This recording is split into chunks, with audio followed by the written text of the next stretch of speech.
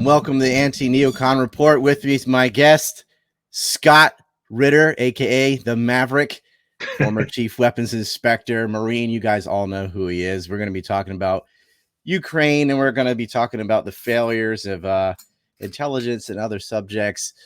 We can't really say anything until we first address something that was going around before the COVID pandemic. There was this other pandemic. It's called the Assad curse. And it looks like Boris Johnson just got a big woof of the Assad curse. You familiar with that? I am. I'm very familiar with the Assad curse. Who must go? Ain't Bosch here, I'll tell you that much. He's still there. Right. He's there. Let's put that on the ticker. Do you think, I think the Duran and others, I won't just take this take myself, but they've said Boris Johnson resigning is not because of the recent scandal of appointing some kitty fiddler. It's the economy, stupid, as James Carmen might have said. It's Ukraine, and it's the sanctions, and it's their own economic blowback. Would you agree, or do you think just the scandal is what did it, not the rationing of food and the running out of oil? No, I'll take the opposite point of view. I mean, I'm no fan of Boris Johnson, and I'm no fan of his Ukraine policy, but the man literally just survived a vote of no confidence in Parliament. If there was ever a chance for the anger of the people about the economy, about bad policy, et cetera, to manifest itself, that was the moment. What's happening right now is there's the dogs. The K9 rebellion. It is literally. It's your dog doesn't like Boris Johnson, man. it's like the boxer rebellion. We talked about America's poodle, and they go crazy. But the second boxer rebellion. You have a boxer? No, but they think they are.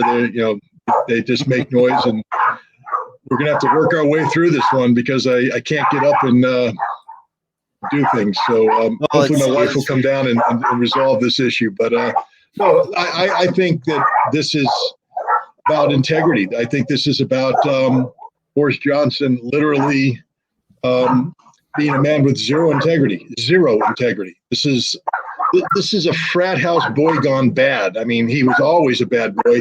He was always an idiot. He was always a lunatic. He got elected in the Brexit insanity. The whole Brexit thing brought out, I think, the worst in British nationalism, and that allowed a man like Boris Johnson, who otherwise wouldn't be qualified to do anything.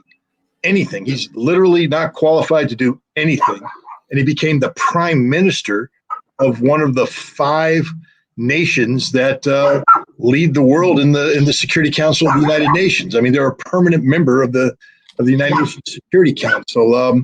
They are the special relationship with the United States. They define special relationship in a way that no other nation besides Israel does. So I don't think this has to do with bad policy. This has to do with this abysmal decision-making, abysmal character. This man lied.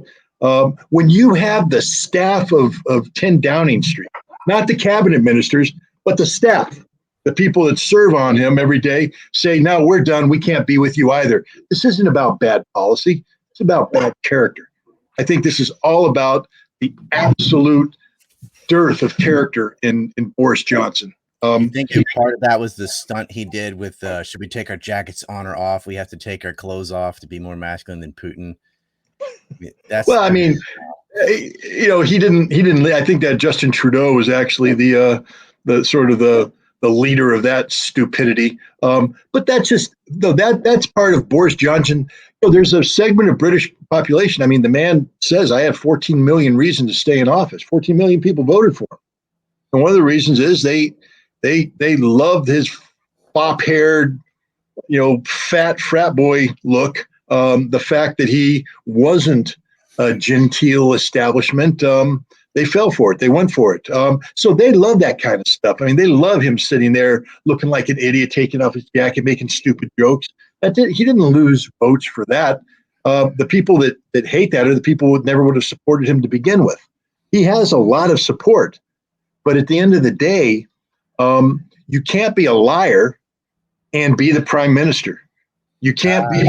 Well, I mean, you can lie about foreign policy, but you can't lie about You can't lie about issues of character and public trust. I mean, it's one thing to lie about foreign policy. It's one thing to lie about, am I going to shut down mines? Am I going to do this? That's policy. That's, politicians lie all the time about that. This guy lied about not knowing about a sex scandal and appointing a guy to be deputy secretary of defense to begin with. And this is part and parcel of just the way he operates. He's a liar. He's scum. He's a frat boy. A drunk frat boy, apparently, according to what happened during COVID times, and I think the people near him just said, "We can't be with you. It's no longer cute to be with you. It's no longer, hey, here's our cute, fat, ugly, mop-headed frat boy prime minister. Ha ha ha! It's this guy's a lying sack of manure, and we don't want to have anything to do with him. He's ruined as a politician. He's forever gone." I'm going to agree with you in what I said earlier. I think this is the straw that broke the camel's back. Like, there were a lot of people, maybe not in the public, but within his own cabinet administration who resigned in mass. It wasn't just the appointing a kitty fiddler. It was like, that's a major thing, but all of his policies have been a disaster. The economy's sure. I think, like, if the economy was doing great and everything was well, he could probably survive this.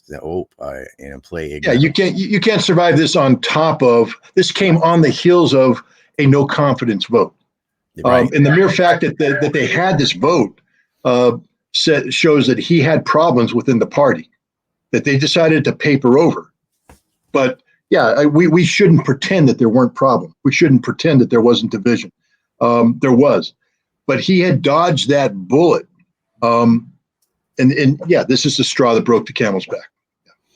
It's also the whole scandal with Prince Andrew. I mean, the UK as a nation is just not putting up with this type of behavior, or should anybody anyway. But it's funny that is what does it, not the aiding and abetting Al Qaeda or Nazis in Ukraine, murder. Yeah, that's still okay. We can survive that, but hey, appoint the wrong guy with sexual misconduct. Well, that's crossing the line. Now, I'm not saying that isn't also a bad thing, but just relative to the mass murder and the Nazi stuff, that's no.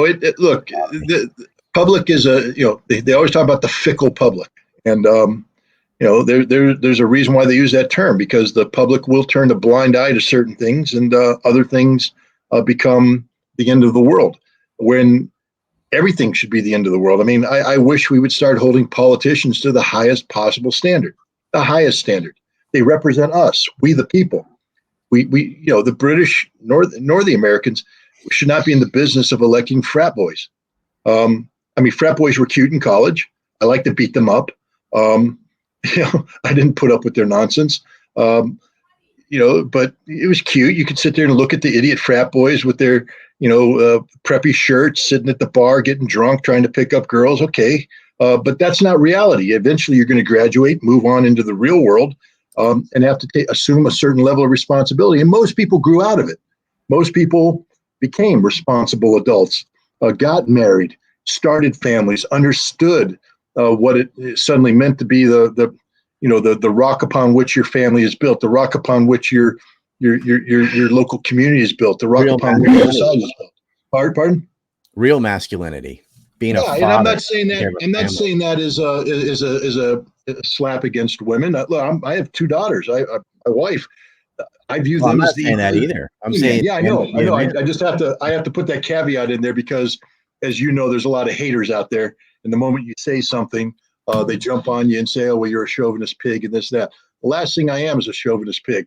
What I am, though, is somebody who believes in old school masculinity, and that isn't in the sexual assault way. That's masculinity, meaning you're a man. Own up to it. Act like one. Responsible, as Russell Means would say. Absolutely, be responsible.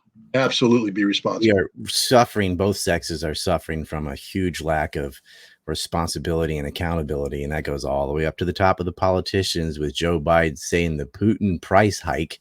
We find out the media, I reported on this a long time ago, but the media is finally talking about Biden dipping into the strategic reserves of oil to sell to China and India. And a lot of this, I mean, fine. It's actually cheaper than for our domestic suppliers to process that oil is what the excuse is. It's got too much sulfur in it or something they're saying. But why not be open about this from the beginning? China also dipped in their own reserves, and this started before the Ukraine war. This started in November 2021.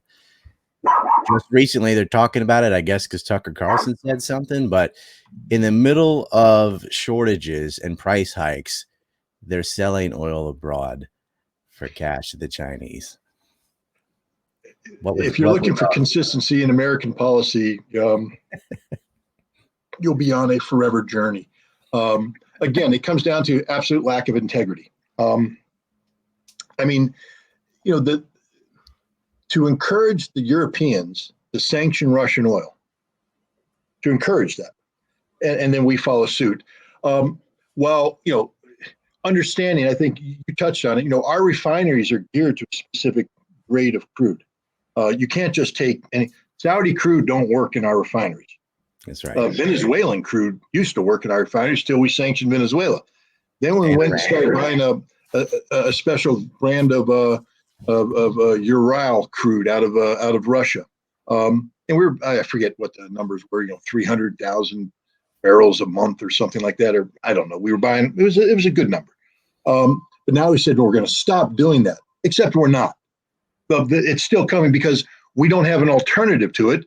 And if you don't have that oil going into our refineries, the refineries would have to shut down for a significant period of time and retool at great expense to take in this other crude. That would bring on an energy crisis. So somewhere in the Atlantic, oil is being transferred from one ship to another. There's games being played. The bottom line is, wake up, America. We're still buying Russian oil. And so is Europe. Europe's just playing a game by having Russia sell it to India, and India reselling it to Europe at a steep price increase. So Europe, punish Russia. Europe's paying far more than they normally would, and Russia's raking in billions of dollars. This is stupidity in the extreme. These are politics. Because Russia can sell less oil at a higher price. So they're getting the same amount of money as before, but not running out of resources as quickly. Well, they're even getting more money. I forget, someone was talking about, $100 billion surplus. My goodness, we were supposed to crash the Russian economy. It was supposed to be in, depression territory. People were supposed to be in the streets because there's no food, there's no oil, there's no heating, there's no nothing. Russian people are doing okay. Oh, I thought you were talking about Germany for a second.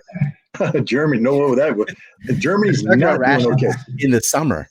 And that's the next, that's the next, Assad dude. Although Schultz isn't necessarily in that school, the same family of anti-Assad people, but we can change it now. It's Putin. All the people that claim that they were going to outlast Putin, because the sanctions were supposed to bring down Putin.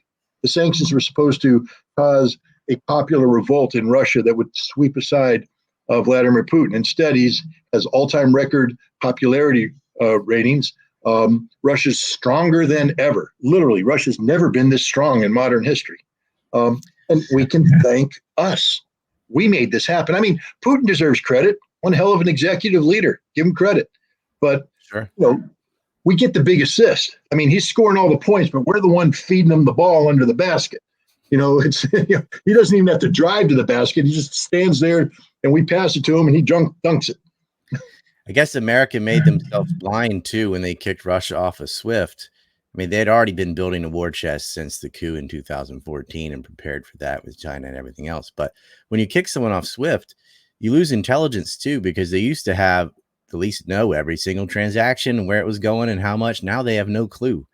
And is it your opinion there's a sort of Operation Plumbat going on in the Atlantic, except with oil? They're just going ship to ship secretly from third party?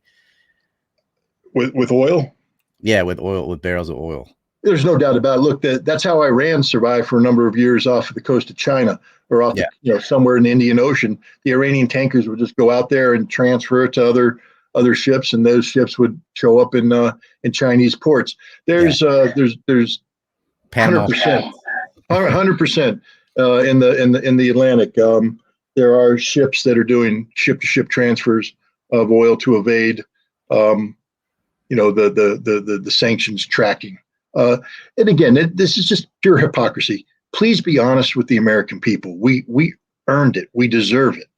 But our politicians aren't. They lie to us. They treat us like stupid children. And unfortunately, many times we act like stupid children because we don't hold to account. It shouldn't, we shouldn't have to wait till, it cost me $64 to fill up a $28 gas tank before I get angry. I should have gotten angry a long time ago because everybody saw it. Now, I'm furious, but I'm just talking about the average American. James Carville, it's the economy, stupid. He's right. But, we're smart enough as a consumer-driven society to know when we start trending in the wrong direction. And we should be holding our politicians to account early on in that transformation period instead of waiting until it's almost too late. I mean, now we're angry. Now the Democrats are going to pay a price come the midterms. Now Biden's going to become literally a sitting duck, a president with lame duck. Yeah. He's kind of is a sitting duck too, though. He's a sitting duck. Yeah. Well, he's going to be, he already is a lame duck. Nothing's going on, but it's going to be worse because it'll be Republican controlled House and Senate. And, that's a great political victory for the Republicans, but it's a horrible situation for the American people. And now we're going to have even worse paralysis in Washington, D.C. Nothing's going to get done. Meanwhile, we have a situation, not just in Europe, but in Asia now, where the United States is losing across the board. We haven't won anything. Nothing. There's not a single victory out there for the United States. Biden can't, say, I've accomplished X. He's accomplished nothing.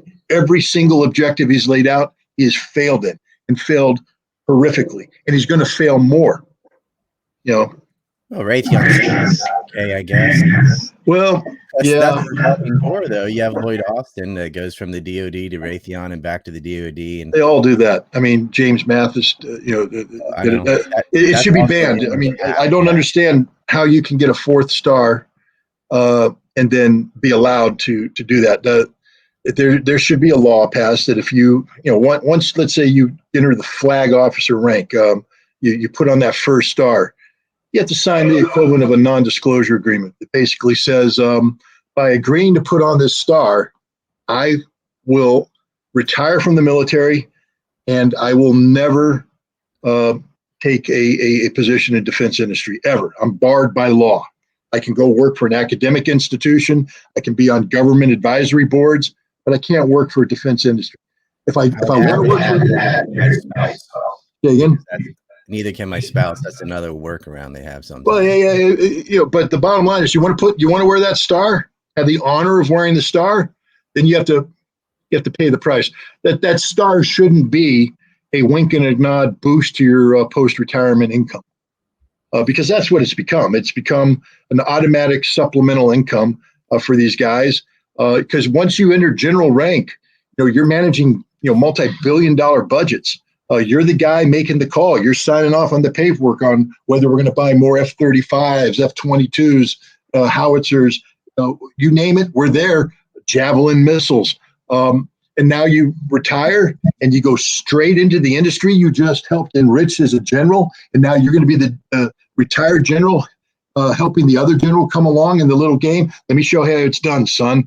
You do this, you do that, you do this. And then when you retire, you can become me. No. Yeah. A lot of Greed Martin was the seed money for the Weekly Standard for PNAG, which helped us create the second Gulf War. It really is, but I wonder if these people at Raytheon, General Dynamics, and so on, do they understand the giant? Because Ukraine's losing the war. They're losing men. They're done. They've run out of soldiers. So I don't care what money or guns go. They don't have anybody there. I don't mean to laugh, by the way. I apologize for that because we're talking about a lot of dead people. Funny. Laughter is a psychological defense of the absurdity of the whole situation. Just how tragically stupid this is. I mean, you have to laugh because otherwise you'd break down in tears. I'm fighting not to right now. I don't want to brush over the loss of life in Ukraine. I think it's stupid. I think the whole thing was dumb, but it was foreseeable. You've gone over that ad nauseum, so I'm not going to ask you to do that. But they're losing the war. So what happens when you flood a country with weapons and there's no hope of winning? What happens to those weapons? They go on the black market. Now, if Al Qaeda or somebody like that, Al Nusra Front or Al Sham, all these groups in Syria, what's going to happen when they get hold of a man pad or a javelin and they just go commercial plane coming off the runway from France or something? I mean, they don't know if you keep flooding weapons in, even if they're 10 years old, some of them are going to work, that's going to create a black market, and these are going to end up everywhere and probably going to be used in terrorist attacks in Europe. Do they not see 2 days ahead? Well, the amazing thing is the military knows this. You know, we provided the Mujahideen in Afghanistan with significant quantities of Stinger missiles. Right. And then when the war ended, you know, and then the Soviets left, you know, the United States, the CIA, and various special operations units in the military began an active buyback program to try and get these weapons back. But these weapons found their way everywhere. You know, there's in Somalia, there's there was a vehicle that hit a mine, killed a couple guys, CIA guys, some JSOC guys, living legends in the special operations community. But you know, they were there to buy, you know, these missiles from Somali tribesmen to keep them out. So when the Marines came ashore, they weren't going to be facing this weaponry. We've been in the business of buying back weapons that we helped proliferate for a long time. So this isn't something new. This isn't like we're going, oh dear, we've never expected this before. No, we've seen this in Syria, where we provided modern weaponry to the Free Syrian Army, only to find out that ISIS had it or Al Qaeda had it the next week. And now we have Ukraine, the single most corrupt nation in Europe. The economy is collapsing. I mean, it's so bad that the European Union just denied Ukraine a loan because they said, I think it was 1.5 billion euros. They said, nah, because we don't think you're going to be around to pay it back, and our banks can't take the hit. Weren't they debt before? Oh, they're it's even more than that. I mean, that when you do the calculations, it's going to, I bet you the number comes out closer to 100 billion. And then when you add in infrastructure damage, it's going to be over $1 trillion worth of damage done to Ukraine, and they don't have the money to get it back. In 2014, they were already 15 billion euros in debt. Now it's got to be far. It's got to be more. But now, so you have these people. Look, to show you how corrupt this place is. I mean, the French go out of their way to strip the capability of their military to hand over these Caesar self-propelled artillery pieces. It's sort of the French. It's a truck-mounted weapon. It's supposed to be highly mobile, highly accurate, wonderful. And they brought them in there, and the ones that didn't get blown up by the Russians are firing rounds, killing Russian soldiers. I mean, they're good weapon. So the Ukrainians sold 2 of them to the Russians. Sold 2 to the Russians. So in the Russians right now, the word is the Russians are trying to buy a HIMARS, the U.S. Piece of equipment. The Russians are. Is that the long range? That's the rocket system that we sent in there. Yeah, we blew up. We sent in 4. 2 of them got blown up the other day. I don't know. Sent in 4. We're going to send in more, but I mean, we sent in 4. Prototype you can reverse engineer. It's not enough to do anything on the battlefield, but it's enough for her to lose trade secrets. Idiots. Yep. There's nothing about what we're doing with Ukraine that makes sense. Nothing. We're not providing. Go ahead. A Bradley with wings. That's the F-30. I call the F-35 a Bradley with wings. Well, I mean, that would be the Ukrainians. You're better off having the MiG-29 than the F-35. The F-35 the F-35 can land upside down. Well, it's going to land upside down. It's going to land vertically, inverted. It's going to do a lot of landing. Unintended landing. It's a horrible airplane. A horrible airplane. The media has built it up. The bottom line is it has 0 stealth capability. Yep. The other thing is its weapon systems don't work. Its avionics don't work. It doesn't work. Its engine doesn't work. Let's say by a miracle, you got one to take off. Let's say by another miracle, it didn't get shot down and it didn't damage itself landing. It wouldn't be able to fly again because of the maintenance level, the maintenance required to keep it in the air. In the United States, we send young airmen, Marines, sailors to these schools, specialized schools, to learn how to fix these airplanes. And it takes a long time to go through this school. You really think the Ukrainians are going to be able to send people to school to learn how to fix an F-30? So, I know nobody's talking about sending the F-35, but the point is the F-35 is being bought by a lot of NATO countries as the magic weapon, the weapon that's going to, well, you know how bad the F-35 is? The British have decided they don't want to buy it anymore because it sucks, which means it sucks so bad that, the whole idea of the British, they have these two aircraft carriers, Queen Elizabeth class aircraft carrier. Right. And I believe the aircraft component is 24 aircraft. So you need 24 aircraft to be the full component. And they're supposed to have 24 of these F-35s. They're only going to buy 48. And everybody goes, well, that makes sense. 24 and 24.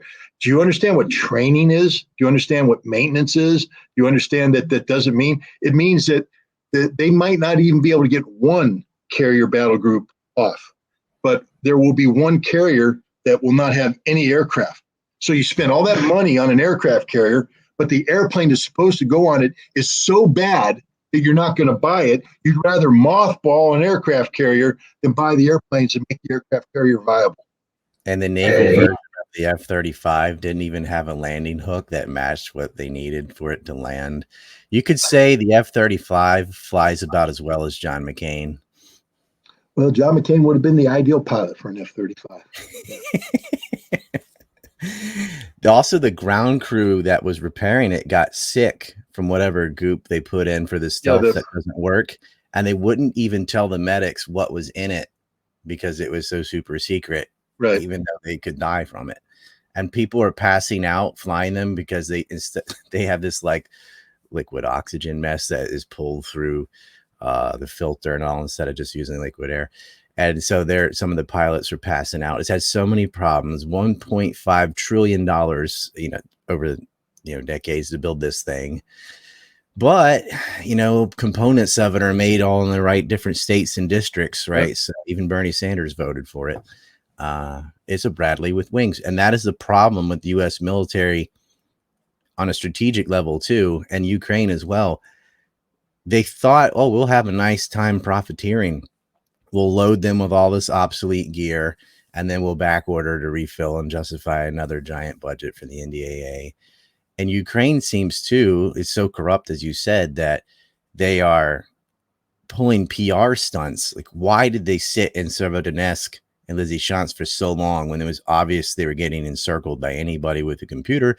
And it appears, and I'm going to agree with this, there was a withdrawal, not by the commanders, but the soldiers just said, enough, we're losing 800 a day or whatever it was. And they just ran, and the commanders had to go running after them. They abandoned the, undefendable position on two sides of the river. So many mistakes. I mean, they made more mistakes than McClellan and Grant combined, and they have to run. Now they got a new line that's going to get flanked, and they're going to get pushed back all the way to Slavyansk, and then they're going to get pushed back all the way to the river. They don't see, they didn't want to save lives or get, withdraw and get a better defensive position because it looked bad that, oh, Luhansk is now liberated. Putin can say, oh, I have this part of Donbass. So they just let them die, or tried to make even more of them die.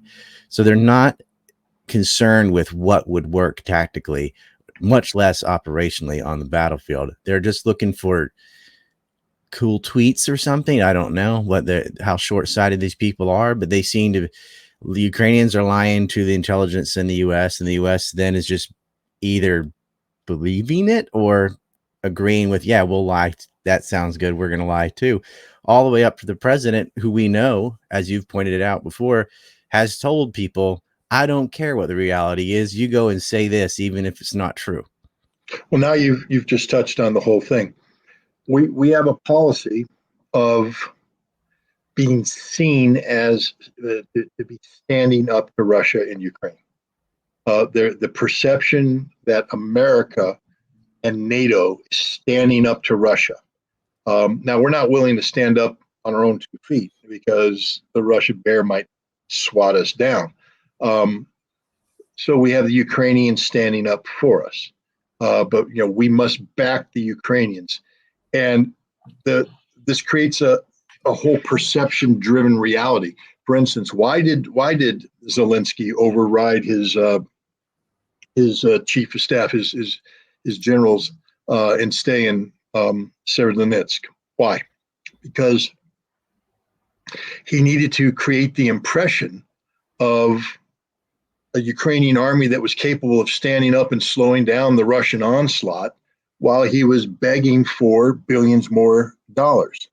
Why do the United States and why does the U.S. intelligence community continue to propagate these just absolutely stupid stories? To give you an example, William Arkin, familiar name, good old Bill. But he's now the intelligence editor for Newsweek, and he wrote an article back in June. It starts off with "Russia is losing the war." Okay, I mean anybody can say that. Everybody's saying that. But to back it up, now this is a man who calls himself one of the greatest military analysts ever. He apparently served 4 years as a junior enlisted man in Berlin in the 1970s and emerged as, according to him, the senior analyst on Soviet military affairs. Wow. I think there's a lot of majors, lieutenant colonels, and colonels that served in this organization called the Military Liaison Mission, who actually tracked the Soviet group of forces in Germany, who might take umbrage at a specialist claiming to be the senior analyst. But it doesn't matter. That's his story. He can tell it any way he wants. But one thing he said in this article is and if you read what he writes, there's no independent thought. He quotes. He has a habit of quoting anonymous Defense Intelligence Agency officials. And he quoted one who said, even though the Russians, and this is an amazing quote, I think people need to focus on this for a second. Even though the Russians have a 10-to-1 advantage in artillery, the Ukrainians are killing Russians at a 10-to-1 ratio because Ukrainians are that much better. Now, you can tell that whoever said that never served in the field artillery. They have no concept of what probability of hit and probability of kill is. What firepower ratios are, that when you bring 10 times the destructive power down on somebody who's firing back with 1/10 of destructive power, even if the 1/10 hits 100% of the time and the 10,000 only hits 50% of the time, the 10% you're going to lose every time. And the casualty ratio will never be inverse to the firepower ratio. This is stupidity. Literally, no military professional would ever make such a claim. But William Arkin, the premier military analyst working for Newsweek, quotes the Defense Intelligence Agency as saying this. And you know darn well that while Arkin may not be smart enough to know that what he's writing is garbage, the guys saying it in the Pentagon or in the DIA know it is. But their job isn't to tell the truth. They admitted it. NBC had that story where they said they said, we're releasing stuff, we're declassified intelligence and releasing it to, even though we know it's not true, because we want to create perceptions. So Arkin's just a stenographer for DIA lies, just like the rest of the journalistic community in America is. They don't do reporting. If they did reporting, this is the easiest story in the world to report on. The Russians are winning hands down. There's no other way to interpret this. And yet the journalists refused to say this because their job isn't to tell the truth.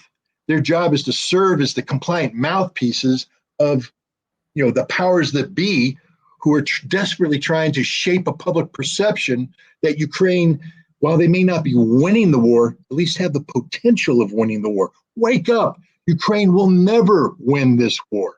They can't. There's no military math that you can put on the table right now that has Ukraine turning the table on the situation they find themselves in. This is Hitler in the bunker looking for Steiner. Where's Steiner? Where?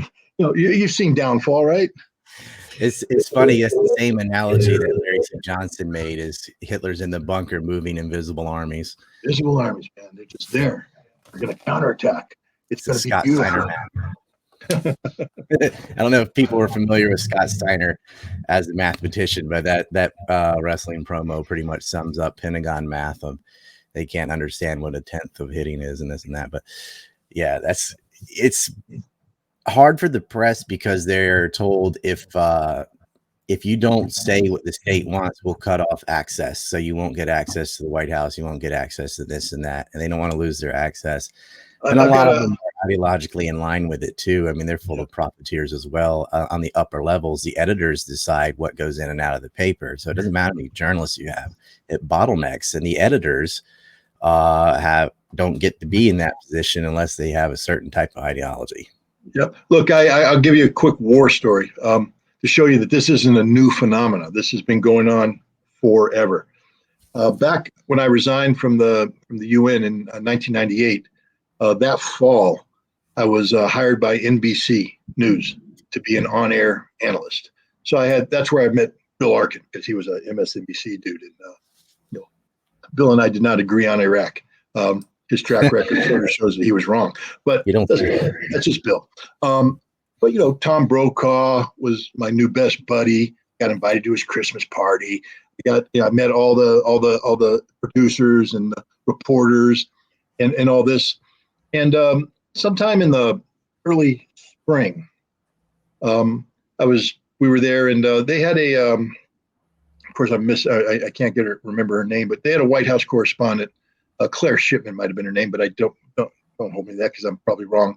But the Clinton White House would hold every Sunday. Sandy Berger, the national security advisor, would hold this off-the-record event where they would come in and they would quote him as an anonymous, as a senior anonymous White House official. It was Sandy Berger, and he would basically leak classified information to the press to drive the narrative for the week. And so I basically said, I raised my hand. I said, "You guys want to play a game?" They said, "Well, what game's that?" And I called Sandy Berger's a dirty, rotten liar. They said, "Well, how do we play that game?" And I said, "Easy. Let me give you some questions. Here's the question you ask. Berger's going to answer it one of two ways. If the answer is this way, here's your follow-on. If you answer this way, is your follow-on. Within 3 questions, I will have Sandy Berger caught in a lie." And so they agreed to it. And this reporter asked the question. Got down to the 3rd question, and Berger cut her off. And Berger said, in front of the White House press corps, said, "I know Scott Ritter's writing those questions for you. And if you continue to use Scott Ritter, you will be kicked out of this function. You won't be allowed back in." And when I heard that, I said, hooray, there's no way journalists would ever put up with this. Freedom of speech, man. You can't have the government dictating. You know what happened? I was fired the next week. Yay, America. No, this has been going on forever. If you are, the mainstream media is addicted to headlines. That's how journalists make their living. Headlines. Headlines are spoon-fed to them by the government. And as long as you're willing to repeat what the government tells you, you will get the headlines. You will get the high profile. You will become the famous, household name. But the moment you challenge the government, they cut you off of that baby spoon. You don't get spoon-fed the honey anymore, and you become a nobody. Nobody wants your byline. Nobody wants to hear your stuff anymore, because there's somebody else that stepped in who's willing to play the game, who is now getting the headline grabbing information from the government. And this isn't journalism. This is it's government controlled information. I mean, we condemn Nazi Germany for doing it. We condemn the Soviet Union for doing it. We do it better than they do. Do you remember Do you remember the Ministry of Truth that they tried that almost did with that horrible Mary Poppins wannabe? And you can say the same thing for social media. Talking about the economy, we had the lockdowns, going green in the wrong way, vax mandates, and then sanctions. All these things contributed, and then wild spending, open borders, da da da da. Of course, he calls it the Putin price hike. Everything I just named, you are not allowed to say on Twitter, YouTube, Facebook, if you have a substantial channel. You couldn't have any nuanced position on the virus. You can't challenge climate gate or you're a denier, right? There's only their narrative or total denial, nothing in the middle. You definitely can't talk about vaccine mandates. And if you talk about Ukraine, as you found out, and sanctions, you'll get banned from Twitter. You can get banned from YouTube. I imagine as your YouTube grows, they'll get rid of that as well. I've lost all of the above. We're talking about all these things. There are some that squeak through the cracks, but we're only talking about 5 or 6, right, channels that are giving accurate information on Ukraine. You can name them all. You can name all the individuals too. I mean, this is like you, Johnson, McGregor, da da da. Not many are left because it's not only will you not get the headline, you won't have a job at all. They'll kick you off PayPal. They'll kick you off Patreon. You won't have a payment processor. You won't have like I'm right now using Odysee and Rumble and the alternatives because we're not allowed on anything else. Right. And so it's not just, I won't get the best stories. You won't be allowed to do any stories afterward. We have a donation from the audience. By the way, since you're not taking money, we're just going to send this to veterans. Says, tell Scott I'm sorry I convinced him to take that third beer, but if you've got another Slick Willie story, please share. I know who you are. I will find you. I'll give you his address unless he donates again. No. He wants to hear the Slick Willie story. Do you feel like talking about your other Clinton story? Or well, I mean, I basically have two Clinton stories. One deals with my time as a weapons inspector. I've written about it, but basically, it was in early 1998, and we were at a crisis with the Iraqis. They had kicked us out, and they weren't going to let us back in. Kofi Annan came in, negotiated a deal where inspectors would be allowed controlled access to sensitive sites, and I was to be the chief inspector who would test this out. But Madeleine Albright got really, really cold feet because she was like, he's too controversial. We can't allow this to happen, et cetera. And the U.S. had picked. I mean, the interesting thing about this is the U.S. had force fed us a target called the Ministry of Defense Headquarters. That Tariq Aziz and the other Iraqis said, if you go there, this is war. It's just, if you come to the Ministry of Defense, we're going to war. And they said, well, we want the Ministry of Defense. And I remember going to a meeting at Bill Richardson, who was then the ambassador to the United Nations, his office in the U.S. mission.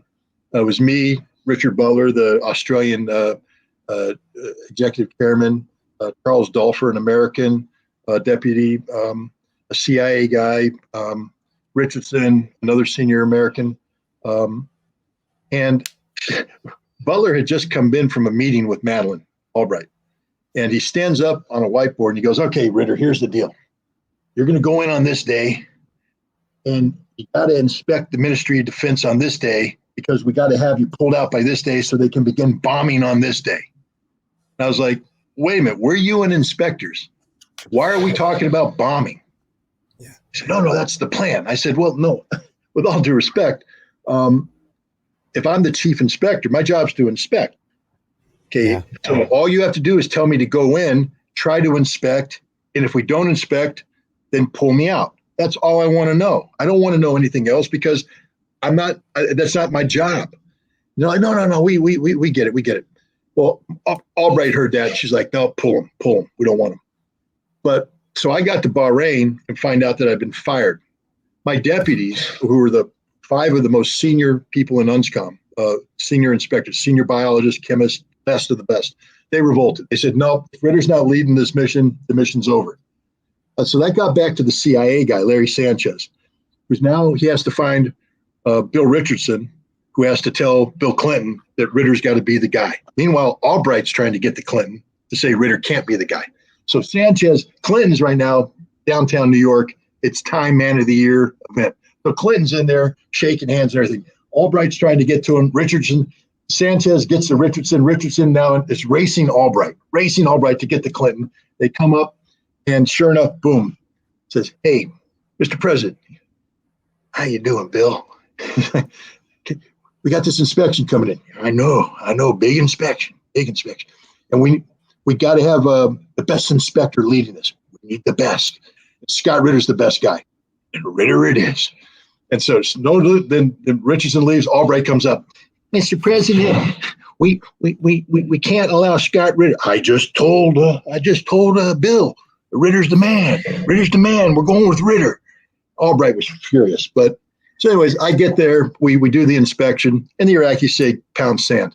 And I sit down with them and I tell them, I say, "Here's the deal, guys. If I leave, crude missiles are coming in. I'm just telling you flat up. You know this. If I leave, crude missiles are coming in. You guys have known me now for coming on 7 years. Have I ever once lied to you?" The answer is no, and you know that. You don't like what I do, but I've always been a straight shooter. I'm telling you right now, if you let me in that building and there's nothing related to weapons of mass destruction, this is going to be one of the quickest inspections you've ever seen in your life.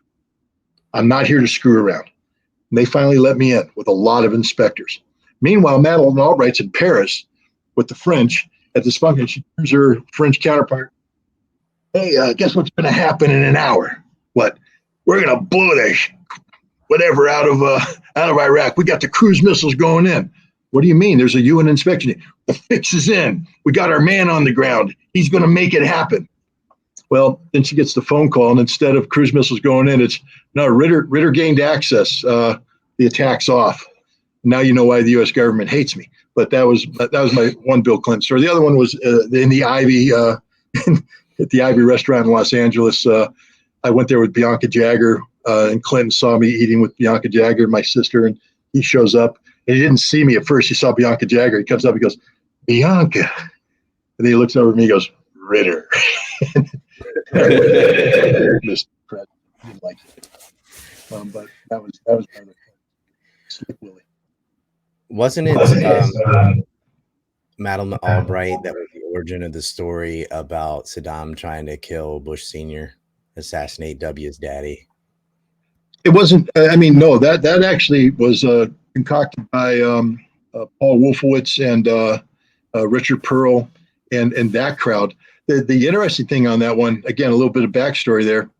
The same guy that I negotiated entry to the Ministry of Defense, a guy named Amr Rashid, who was the Minister of Oil at the time. I was meeting with him in January of '93. I think that's right after the election, but before Clinton was inaugurated. And we were giving him a hard time. We were, demanding this, that, and the other thing. And he said, "You inspectors, your day is over. Your day is over." I said, "What do you mean day's over? We're here." He said, "Yeah, but our guys are meeting in Jordan with Clinton's people, and we're working it out. They're going to come in. We're going to get the Americans access to the oil fields. Sanctions are going to be lifted. We're going to be friends again, and your day is finished." Finished. And that was the truth. Clinton was actually working. He had his people in Jordan working with the Iraqis to cut a deal to end sanctions, to bring an end to this nonsense. Instead, George Herbert Walker Bush decides he's going to travel to Kuwait, and the Kuwaiti government, working with the U.S., concocts this assassination attempt. They say, "Oh, the Iraqis tried to kill the president." And the FBI came in and did this really quick study, gave it a thumbs up, and Clinton, instead of lifting sanctions, fired cruise missiles at the Iraqi intelligence headquarters, poisoning the water. They were never going to recover from that.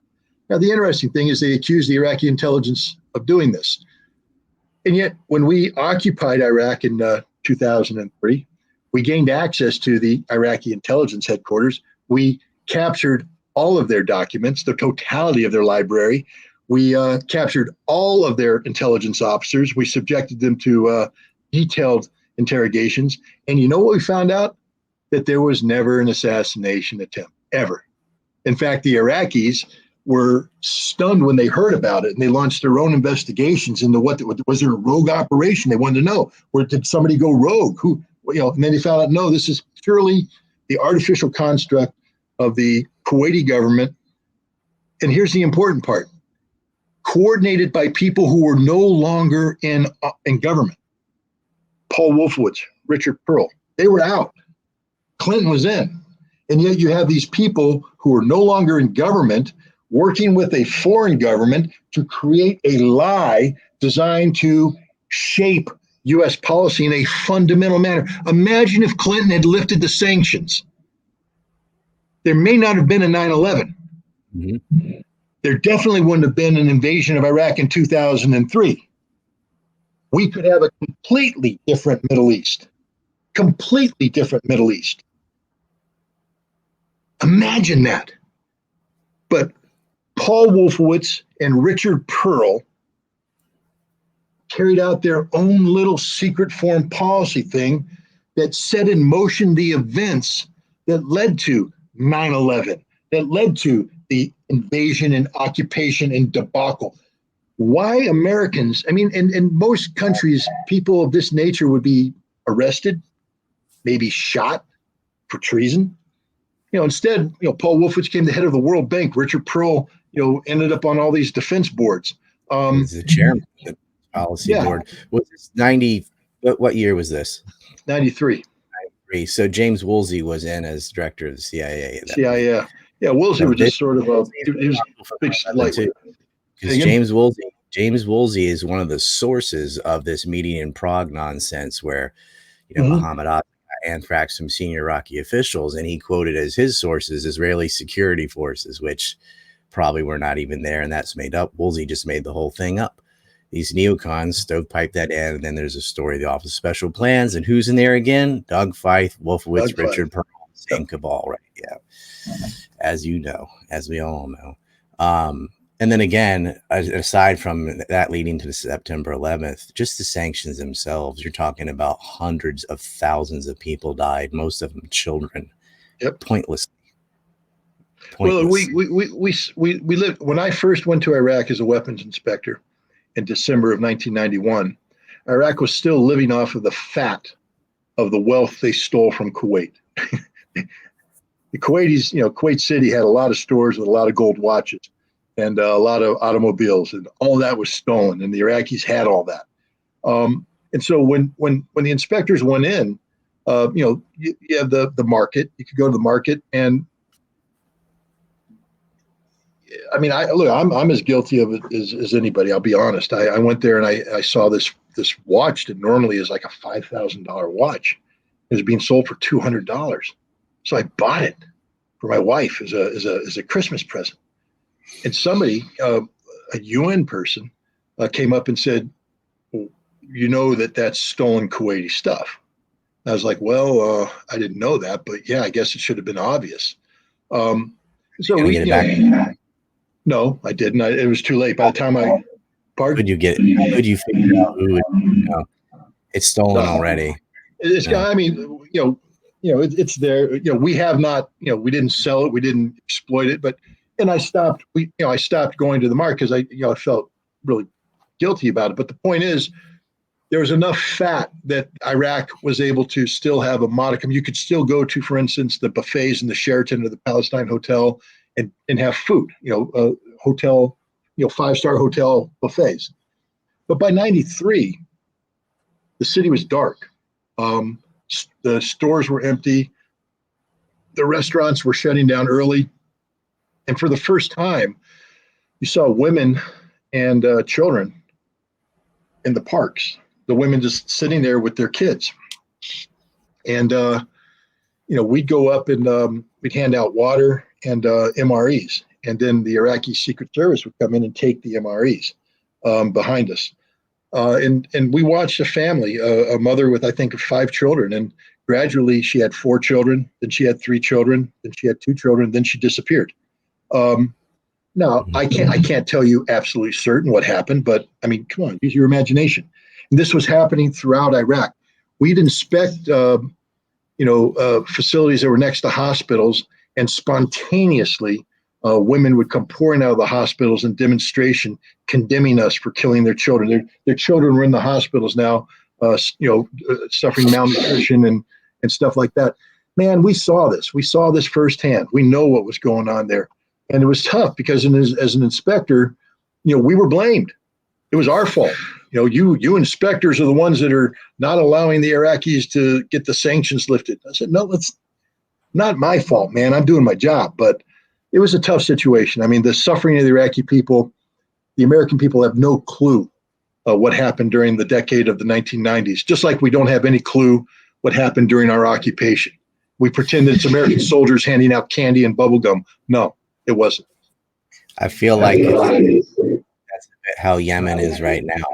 Yeah. There's children starving and it's not on the news. MSNBC didn't talk about the Saudi attack on Yemen for a year and a half. They didn't have a single story on it. And that's just sort of happening now in the dark.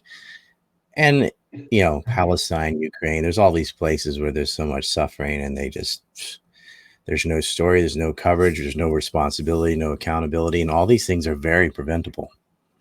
Maybe a lot of stories about starving German children this winter. We'll see.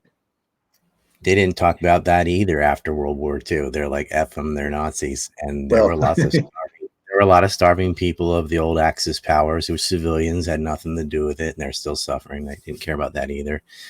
I think you might even see that with not just in Germany, but that's the scariest thing to me. You're already seeing the effect of the sanctions on diesel and natural gas, which relates to fertilizer because a lot of the chemicals in fertilizer come from natural gas. So all those affects agriculture.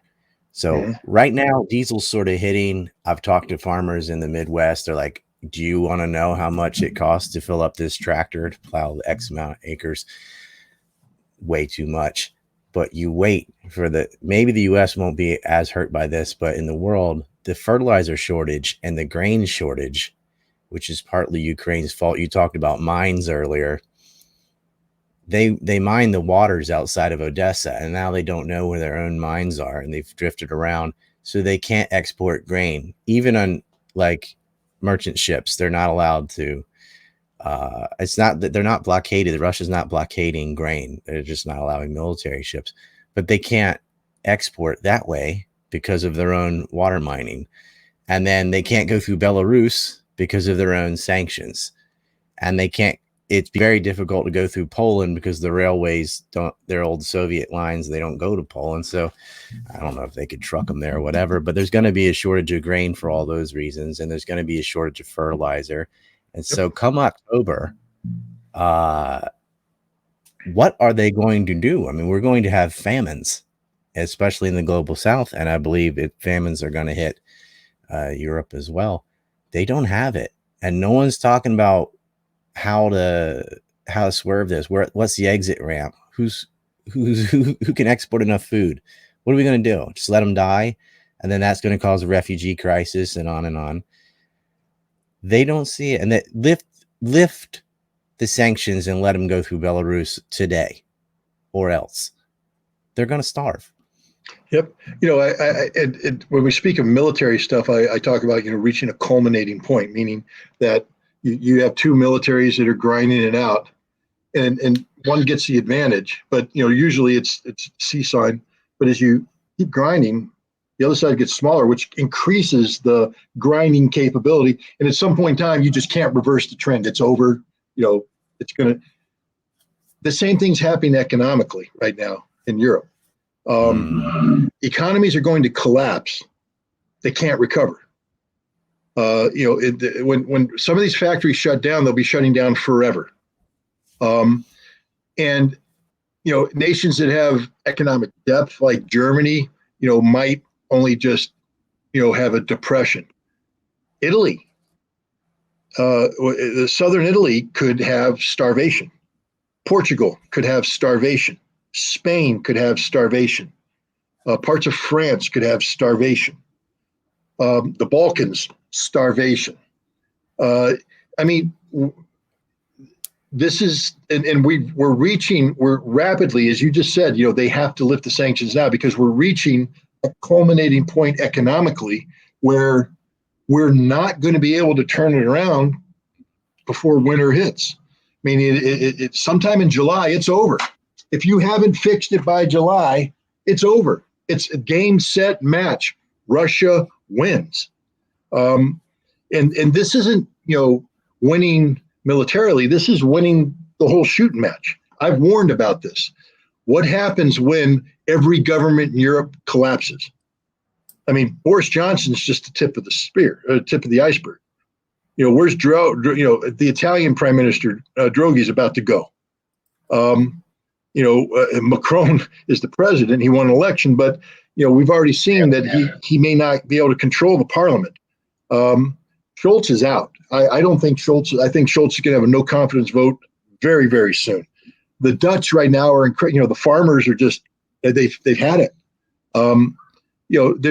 There's not a country in Europe right now where the people are satisfied with their government, and it's only going to get not just worse, much worse, nightmare levels. We just had a sea change in Japan, and it's over this issue. And I think South Korea, same thing. Asia is not sanctioning Russia as the way the West is reporting it. If you really zoom in on it, it's like 3% of Japanese companies that went along with it, and the rest of them said no. So they said, sure, we'll do that. We're not doing that, right? Because they can't. I mean, Japan imports 99% of its fossil fuels. It's not going to be putting sanctions on Russia the way the U.S. wants.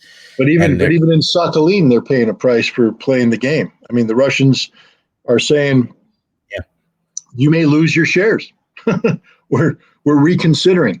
And when they lose their shares, they lose their gas. The joint exploration for new gas is still going on. But as far as the line going to Hokkaido, the price is up. And part of that also is because the yen has dropped. It's now worth 76 cents to the dollar. It was about even with the dollar 3 months ago. So I'm kind of in that position of buying watches and stuff. I'm not doing that, but the yen has dropped so much that anything I buy inside Japan, it's like I got a 25% discount, and it dropped just like that. And part of that's also because of COVID. They're not taking tourists and but a lot of it is on the speculation about sanctions and so on, not just the sanctions themselves, but people speculating on what they think is going to come. But we got a new government. We'll see how that goes. You're going to see that in Europe. Well, you're seeing it now in the UK. He's resigned, but he's going to remain prime minister until autumn or something. I'm not too confident that the new guys are going to do anything different, though. No, I think we're going to see the Tories swept from power. I mean, right now, the Conservatives get to pick the next prime minister because they're still in control until they have a new election. But I don't think any government, I don't think any party that's in power right now is going to survive the year. How can they? They can't. Talking about this analogy where one side gets bigger and the other smaller. Ukraine, we saw like Mariupol took weeks. They surrounded it rather than going in. That was the best way for both sides to save lives. They surrender en masse, which Ukraine called a successful evacuation. Severodonetsk, Lizzie Shanks, Izum, falling. It seems to be they took Lizzie Shanks in days once they got across the river. How fast and how far do you think Russia's going to go in Ukraine? They're going to landlock them? Will you think they'll go into Odessa? Personally, I do. It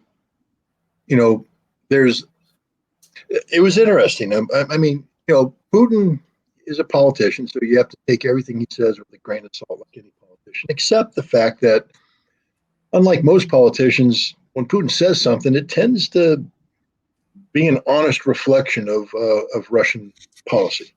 Yes, he tells the truth, unlike most politicians. He tells the truth. It's a strange thing. We have to somehow we have to interpret what he means when he says he's going to do something. Is he really going to do it? Yes. So he indicated that Russia hasn't even started in Ukraine. Hasn't even started. We're just getting started, and it ain't going to be over till every objective is met. And one of the things about Putin is that he's a guy who, early on said, I am the president of all Russians, not all Russia, all Russians. Remember that there was a part two to that famous statement that the collapse of the Soviet Union was the greatest geopolitical disaster of the last century.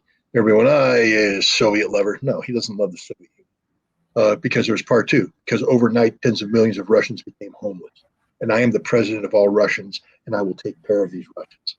Odessa.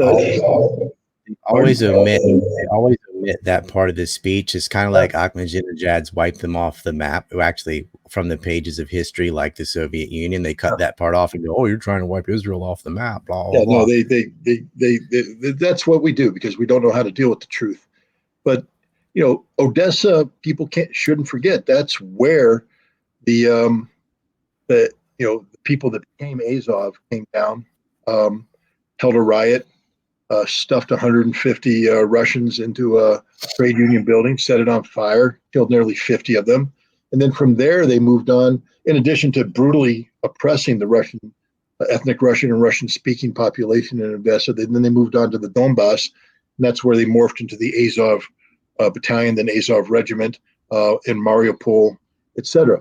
But, the president of all Russians can't allow any area of Ukraine that has a significant Russian population to be controlled by the Ukrainian government, especially now that the Ukrainian government has committed to policies that ban the Russian language, ban Russian culture, ban Tolstoy, ban Dostoevsky, ban Russian cats. I mean, it's just ridiculous. They banned the Paralympics.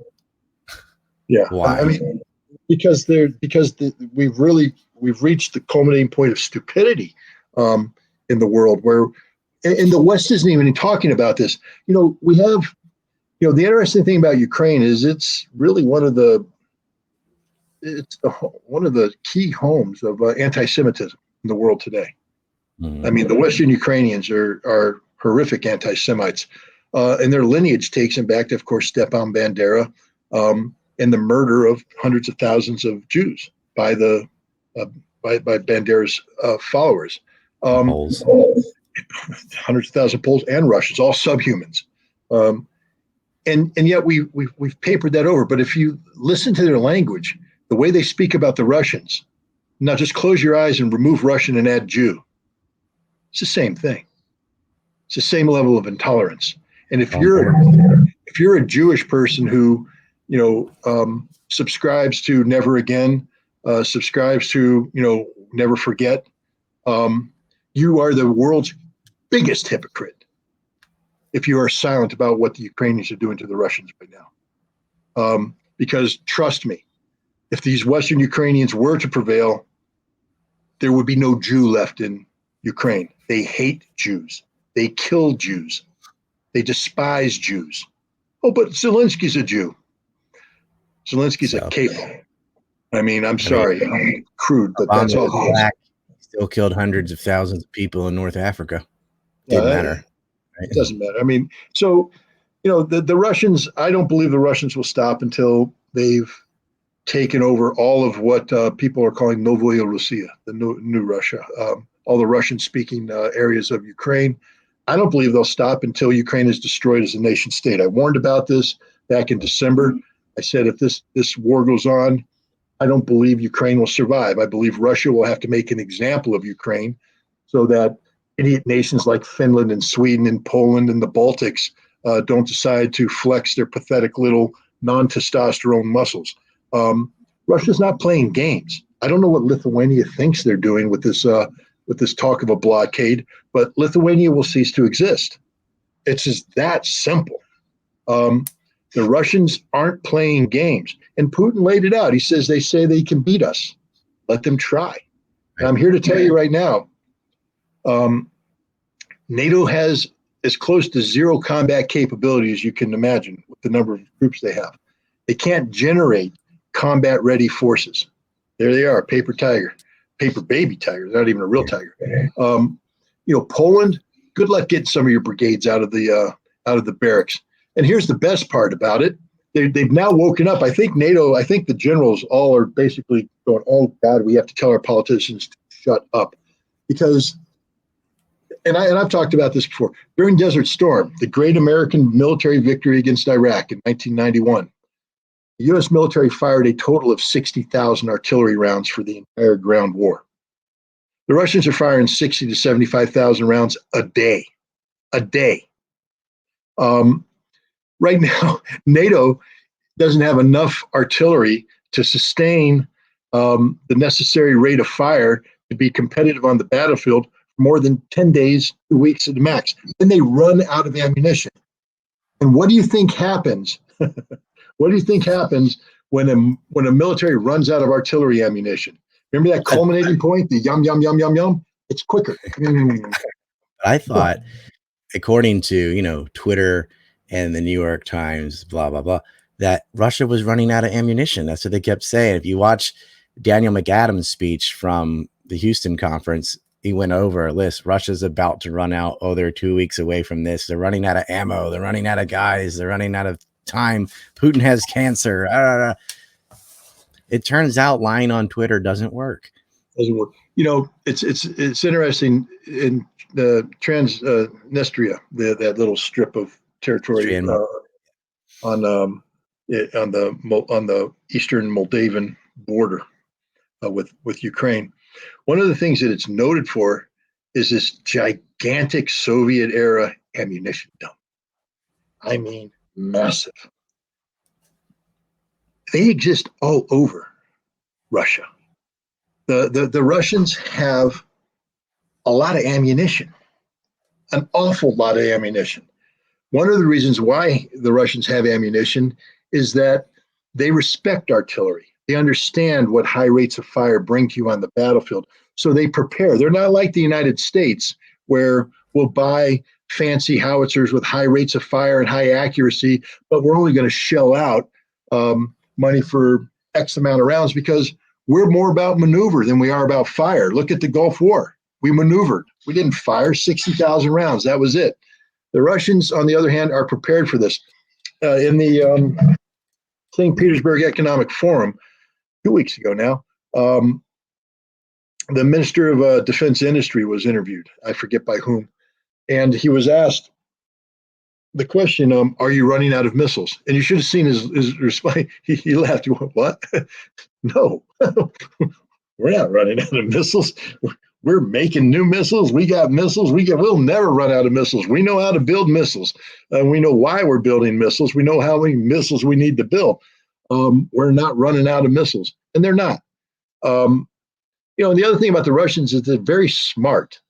And people need to understand that that Putin is holding.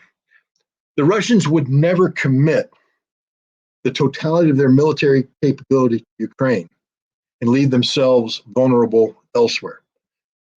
He still has, a bunch of Sunday punches hidden away, so that if NATO ever decides to do something stupid, like let's say Lithuania wants to impose a blockade on Kaliningrad, the Russians have the ability to rectify that situation militarily. They have not committed the bulk of their air force.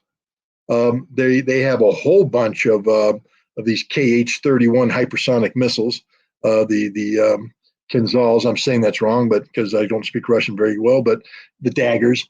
They will pepper NATO. They will pepper Germany. They will pepper London. Anybody who wants to play ball will get peppered by these hypervelocity missiles, hypersonic missiles that no air defense system can counter. The Russians aren't running out of anything. They've gone in with limited manpower, but I think they issued some casualty figures there that were I think fairly honest. Around 5,000 dead Russians, another 4,000 dead the Donetsk and Lugansk militia members for a total of close to 10,000 dead. That's a lot. That's what we suffered in all of Vietnam. And then they've suffered another 20,000 plus wounded. Again, big numbers. Ukrainians on the other, and again, I'm laughing. I don't mean to laugh, but we're talking upwards of 50,000 dead Ukrainians. and maybe more because they aren't counting numbers. I mean, one of the things we're learning about the Ukrainians is how corrupt they are. You know, the United States is paying the salary of every Ukrainian soldier right now, and every Ukrainian politician, every Ukrainian bureaucrat, because Ukraine doesn't have an economy that works. So we underwrite everything. So we send money to them. If there's a battalion commander, he is responsible for getting that money and paying to his soldiers. If the soldiers are dead, you have to report them up and they get death benefits to the family. But if they're missing, they still get paid. And guess who gets that money? Battalion commander, the regimental commander, the brigade commander, the division commander. So they're not declaring a bunch of their dead. Right now, the Russians are going through Lugansk, and there's some horrific videos out there of bodies. They're just saying there's dead Ukrainians everywhere. It's on Telegram. Everywhere there's dead Ukrainians, and they can't even they haven't even begun to count them yet.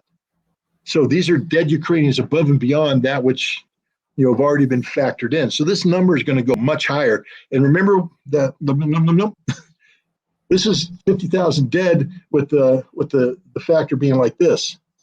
As that ball shrinks, the number of deads going through the roof. Before this is done, you could be talking 250,000 dead Ukrainians easily. Because war is hell. War is hell. Can you explain for the non-military people the differences between subsonic, supersonic, and hypersonic missiles? The U.S. does not have any hypersonic missiles, and they've failed a few tests. But explain why that matters with the speed and the difference in those type of missiles, because I don't know everybody in the audience understands that. Well, I mean, like a subsonic missile means it's flying below the speed of sound. Generally, they're going to fly lower to the ground. They're going to do some maneuvering, and that's what they're counting on for their survivability. They can get in under radar and things of that nature. The faster you go, the less maneuverable you are. So let's say you're firing a missile that is supersonic. That means it's going to fly above the speed of sound, maybe 2-3 times above the speed of sound. But now, as it's flying so fast, it can't be low and maneuvering. It's got to come up a little bit and use speed in. But most modern air defense systems are able to track that and intercept it, shoot it down. And you see this with a lot of the missiles that, for instance, the Russians are firing, or even the Ukrainians are firing. Not all of them are getting through. Some of them are getting shot down. What isn't being shot down are the hypersonics. This is stuff we're talking about at a minimum over 5 times the speed of sound, sometimes greater. They're coming in too fast for air defense radars to track, too fast for the interceptors to lock on and drop. They're invulnerable. They can't be shot down. And the only military that fields them right now in Europe is the Russian military. And they've proven it. I mean, they've fired a handful of them just to make the point that, hey, we got this toy. And as the Russians have said, we can take out any decision-making center in Europe that we want to, and there's nothing you can do to stop us. Nothing. There's no air defense system out there that can't stop them. Wasn't the first hypersonic missile actually hit far western Ukraine to prove a point? First, they took out a base, foreign fighters and ammo, but also they hit the very western part of Ukraine, saying, look, it doesn't matter where you are. These can get you.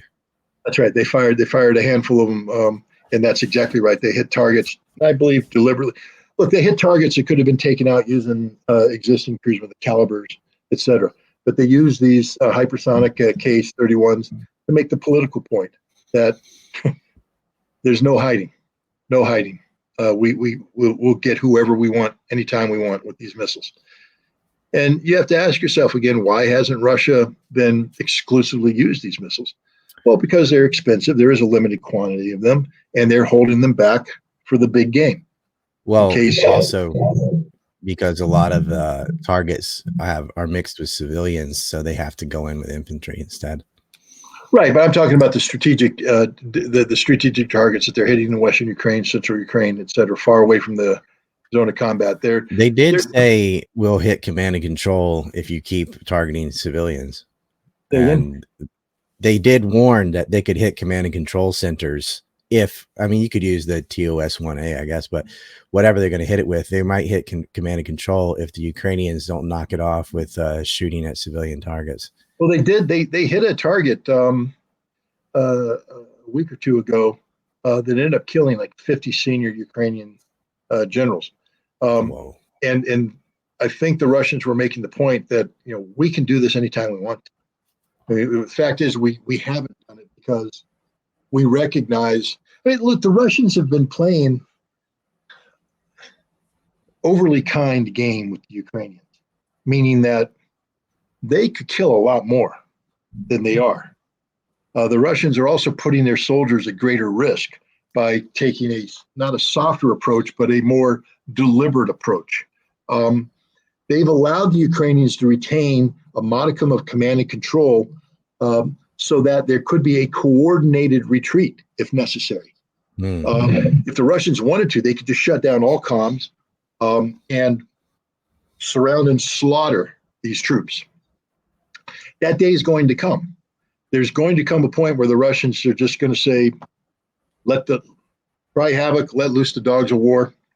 And when that happens, you're going to see a collapse of the Ukrainian military that's been unmatched since either the German retreat in the summer of 1944 on the Eastern Front, or the American retreat from the Yalu River when the Chinese came at us. It's going to be just pell-mell run to the, hey diddle diddle, run straight home, because all command and control collapse. The Russians will come in and it will be slaughter. The Russians have avoided that kind of slaughter. I mean, if the Ukrainians are dug in, the Russians will come in. But notice the Russians don't hit everything. They hit pinpoint spots to make the point, such as so that the Ukrainians to the left and the right can go, oh my God, that just happened. We need to leave. And they're allowing the Ukrainians to leave. There was a story of 90 Ukrainian paratroopers swimming a river, and the Russians had them dead to rights. They could have sat there and killed them all legitimately. They let them swim the river. They let them escape because they're not here to butcher the Ukrainians. They're here to defeat the Ukrainian army, but they're not here to butcher the Ukrainians.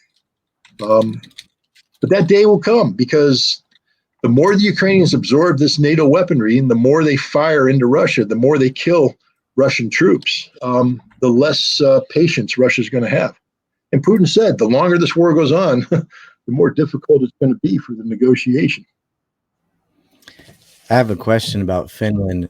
Putin doesn't seem to be bothered or worried about Finland and Sweden joining NATO, because NATO's a baby paper tiger.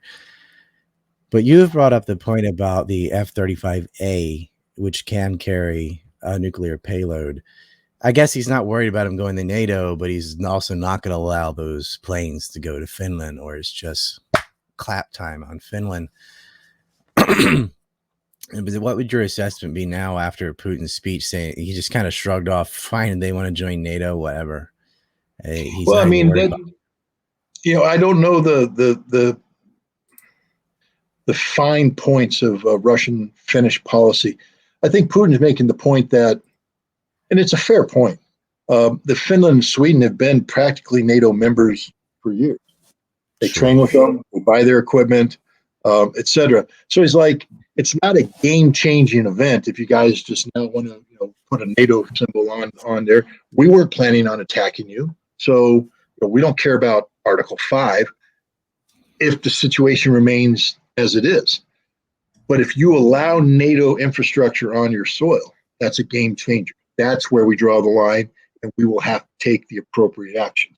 Now, what does that mean? Does that mean you destroy the NATO? That's Article 5. That's potential for war. Do you build up your own military capability? Do you introduce nuclear weapons into the theater? I don't know where the Russians are on that. My guess is that they are not reckless, meaning they're not deliberately looking for a fight.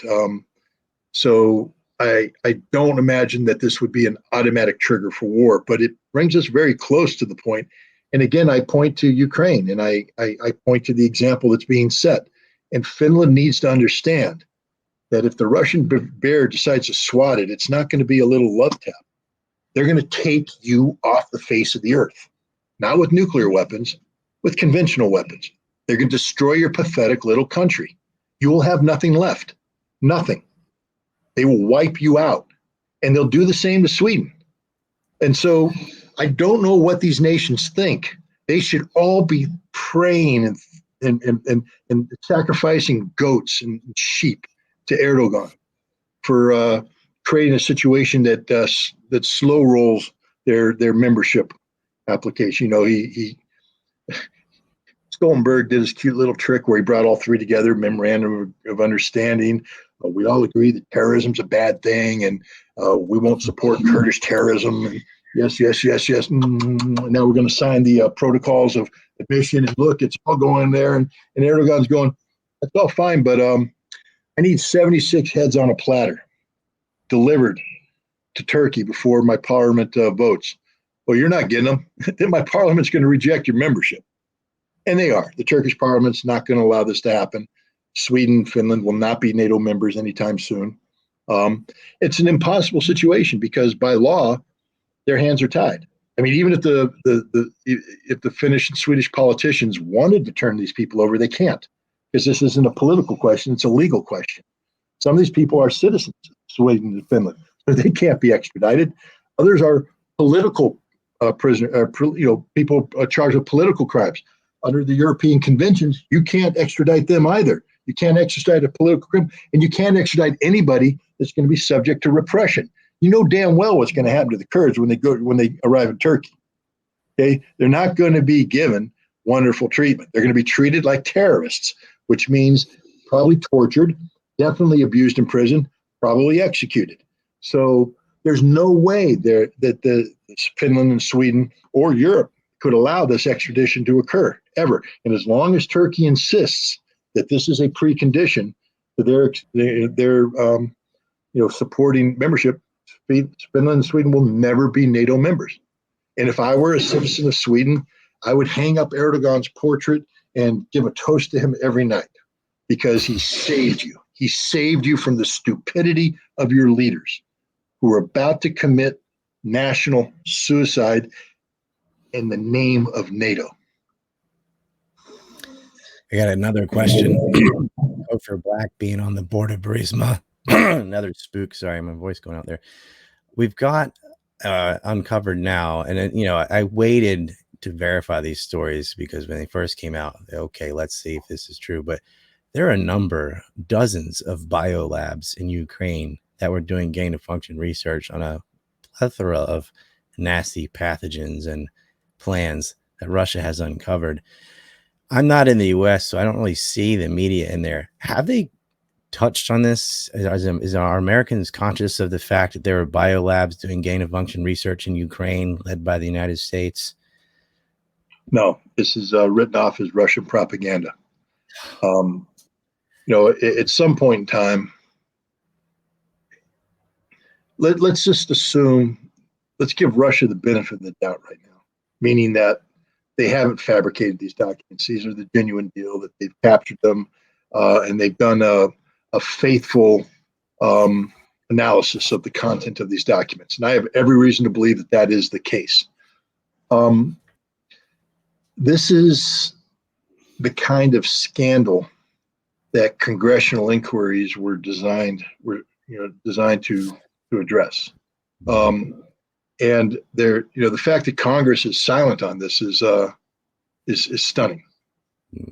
Is it?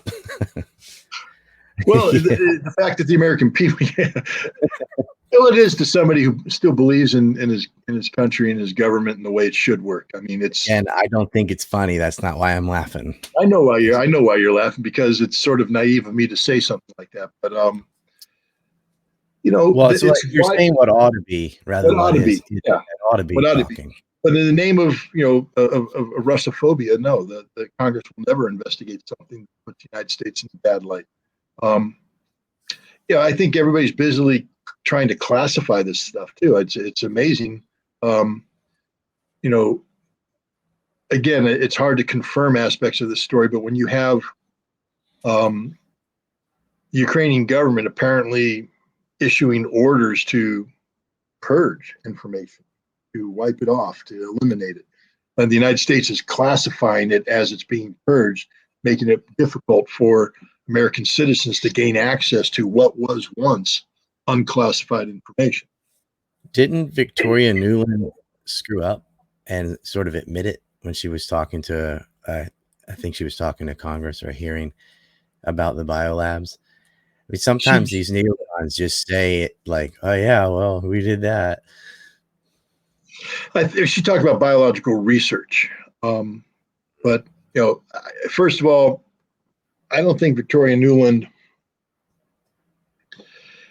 was cognizant of everything that was going on. The way these programs work,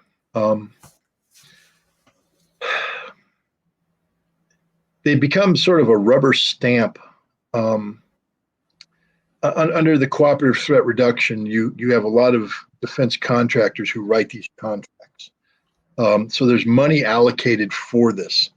And Congress fell into, especially after 9/11, a willingness to underwrite biological warfare research because of the alleged threat that biological weapons posed in the hands of terrorism.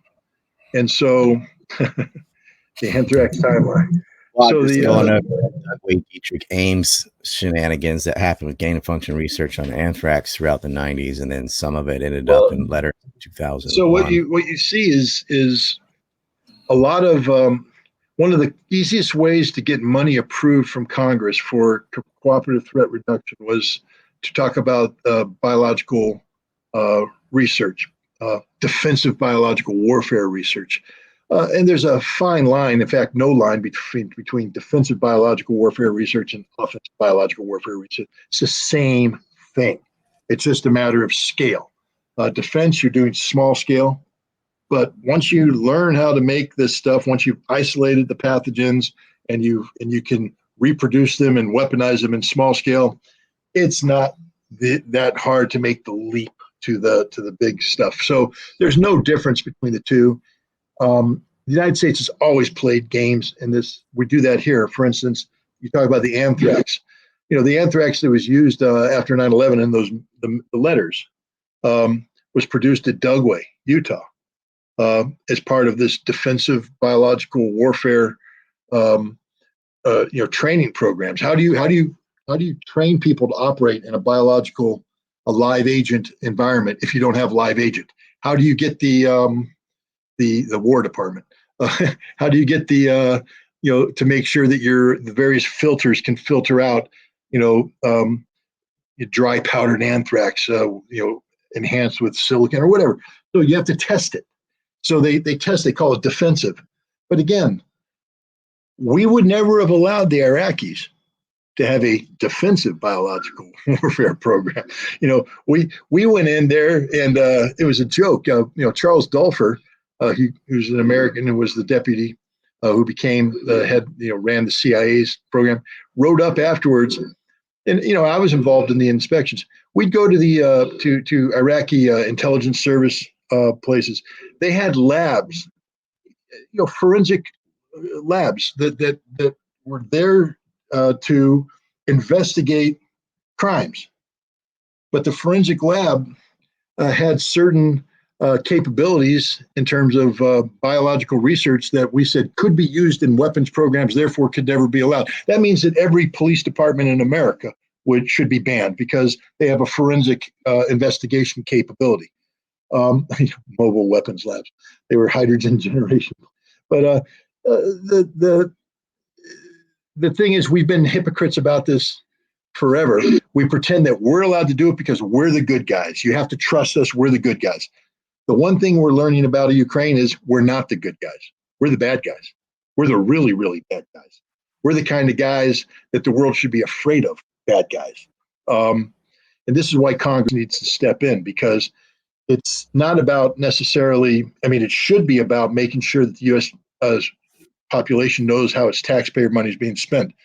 But if you're Congress and you should be also concerned about how the world is viewing the United States. And if we don't solve this problem, there's going to be a day when America isn't the sole remaining superpower on the face of the earth. I think that day has already come. That's now. Yeah. Yeah. And at some point in time, you can have a soft landing and you can have a crash landing. And we're going to have a crash landing because the world's just going to step away from us and say, we don't want to have anything to do with you. We don't want to deal with your dollar. We don't want to deal with, your values driven foreign policy. And we don't want to deal with you because you're the kind of scum that go around and engage in illegal, covert biological warfare when the rest of the world says it's not there. And you're leading the charge saying it's illegal, immoral. You went to war against Iraq over this kind of stuff. You accused Al Qaeda of ginning up this kind of stuff. And yet you're the ones doing it in Ukraine to target Russia? No, man. We're the bad guys. We're the really bad guys. Also, this is one narrative out there that the NIH through Echo Health funded gain of function research in Wuhan. And when Fauci was supposed to come before Rand Paul again, suddenly he got the Rona and now he can't be grilled by the Senate. They seem to be closing in on that one years late after lockdowns and all of this. But it seems like a too big to fail situation. It's just, you're talking about that's just one incident of a global pandemic. It could be a lot worse with some of the things they're researching in Ukraine, and who knows how many biolabs are in other places, the Arctic and things. What they're doing is so dangerous that it could become irreversible. I mean, Corona's here to stay. There is no cure. The vaccines don't prevent you from getting it or spreading it. We just have to live with it now and hope we can get herd immunity and that it'll get less and less deadly as the new variants come out and it becomes more contagious and less deadly. But we don't know what the next one could be. But you do have people in the WEF and also Biden himself saying, well, there's going to be another pandemic. How do you know that? What else have you been messing with? Because if you're doing gain of function research in China, that's the same as releasing a disease, because you know that they're not going to, it's China. They're not going to take the measures you're supposed to contain these things in their labs. The Wuhan lab had the same security level as like a veterinarian's hospital. It wasn't high level enough.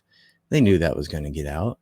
They blamed it on bat soup or whatever, but the science genetics say otherwise. But you're not allowed to touch this story. It's Sky News and some others have. There's people have tried to talk about the story. RFK, others.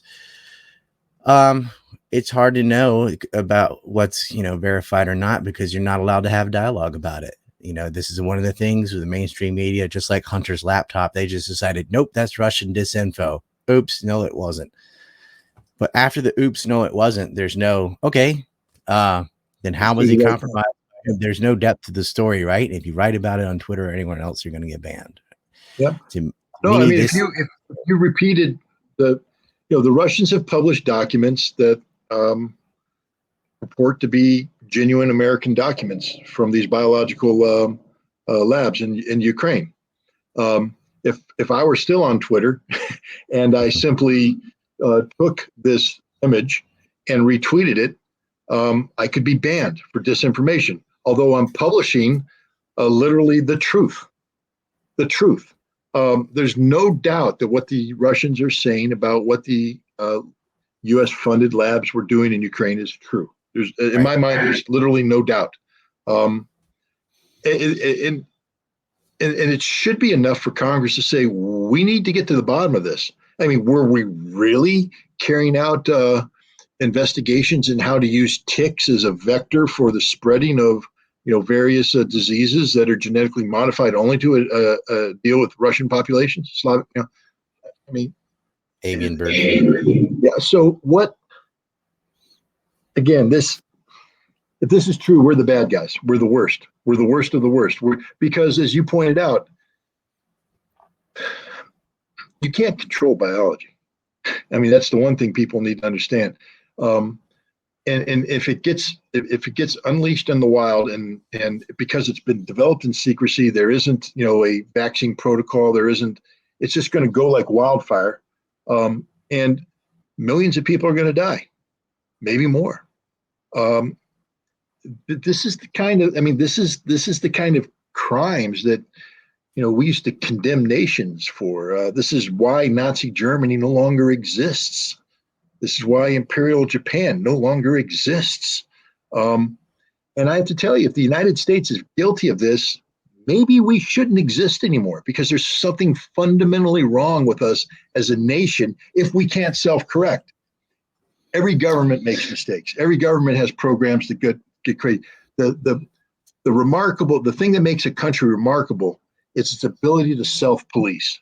So when you make a mistake, you recognize the mistake, and then you seek to rectify the mistake and ensure that it doesn't happen again. The world can forgive mistakes, legitimate mistakes, if you make an honest to goodness effort to correct it. America should be about correcting itself. That's what a democracy is supposed to do. We, the people, the United States of America, elected our representatives to act in our name, in our best interest. And we trust the government to do things. Sometimes the government does things wrong, does stupid things, does criminal things. That's when we, the people, through our elected representatives, must take corrective action. If Congress isn't willing to take corrective action on what is going on with these biological labs, then maybe we no longer have deserved the right to exist as we're currently formed as a nation state. Maybe the American people are, the equivalent of the Germans of the 1940s, because we're killing millions of people. We have the potential to kill millions of people with these things. This is horrific. There's no legitimate reason for doing this. We've killed millions of people. Yeah, nobody cared. I mean, we've killed millions of foreigners after World War II. When you add up all the people killed in Vietnam, the sanctions in Iraq, the bombing of the northern part of Korea, we've already been murdering hundreds of thousands, millions. I mean, Vietnam was 2 million. So we're already there. But this isn't even a war. A biological, when an Andromeda strain situation gets out. The movie I was gonna mention that. People should watch that movie. That's a scary movie. Book too. I didn't know it was a movie. Yeah, watch the movie then. That kind of situation, you can't put the genie back in the bottle. No. That's it. That could change the earth forever. Like, maybe that's the Feynman's paradox answers. They always wipe themselves out. I wonder who the they is when we say they are doing biolabs in Ukraine and this and that.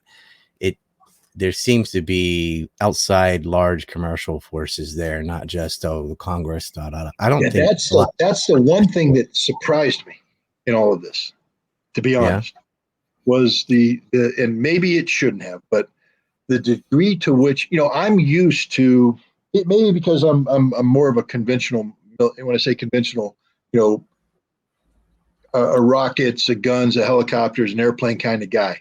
So I'm used to names like Raytheon, Lockheed Martin, Boeing, things like that. So when I see a contract that's operating in Russia, and I see the name Lockheed Martin attached to it or Raytheon attached to it, I'm like, okay, I mean, I get it. They're dealing with this, that's expertise that can be brought to bear.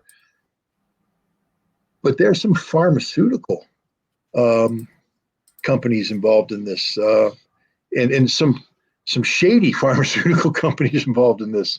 We're not talking mainstream. We're talking, sort of companies that were purpose made for this work. That's worrisome. That's very worrisome. There's a commercial, there's a level of commercial involvement that's not justified by the stated objective.